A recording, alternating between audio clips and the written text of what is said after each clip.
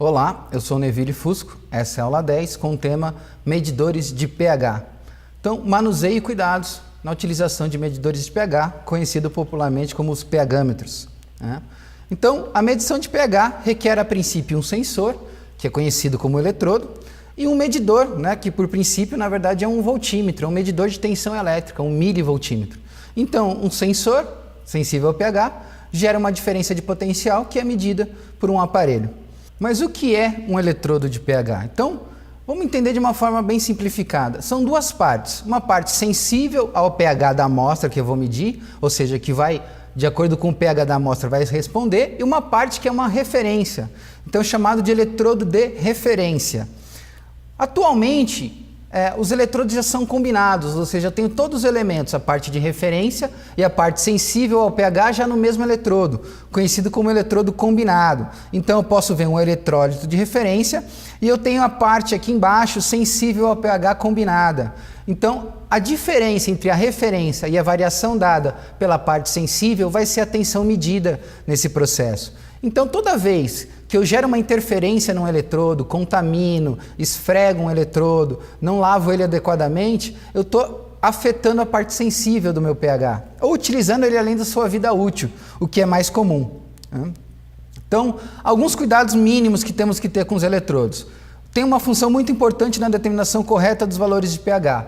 Então, eles têm que ser mantidos sempre numa solução geralmente de KCl ou 4 ou 7 pH. Nunca manter expostos ao ar.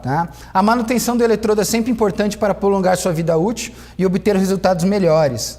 Então, limpar o eletrodo, enxague com água deionizada após cada medição. Nunca use um lenço de papel. Então, não pegue um lenço de papel e faça alguma fricção no eletrodo. Isso vai gerar eletricidade estática e vai afetar seu resultado. Deixe o eletrodo secar naturalmente. A superfície áspera de um lenço de papel riscará e danificará a membrana de vidro sensível ao pH, removendo camada de gel e criando uma carga eletrostática no eletrodo. Isso é terrível para sua medição. É muito comum em alguns laboratórios você já ter o papelzinho, inclusive, de lado do pHmetro. Você tem a água ali destilada e o lenço de papel ao lado do seu medidor de pH.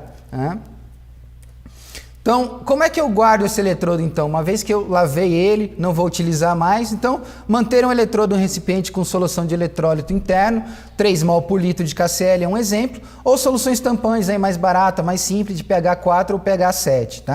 Aqui a gente tem alguns exemplos e modelos de eletrodos. E cada tipo de eletrodo tem a sua função. Essa é uma informação bem interessante que as pessoas às vezes não percebem.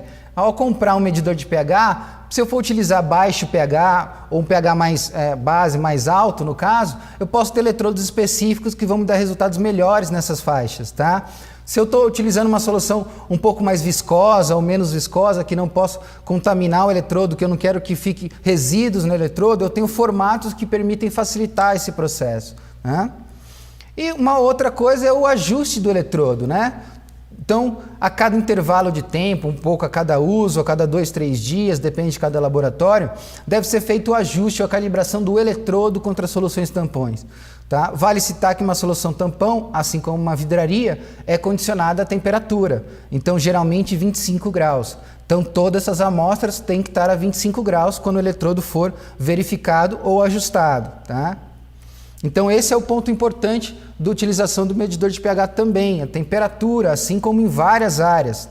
Então o valor de pH de uma amostra depende da temperatura e o eletrodo de pH fornece um resultado de medição dependente da temperatura. Alguns eletrodos já têm um sensor de temperatura embutido que faz essa correção.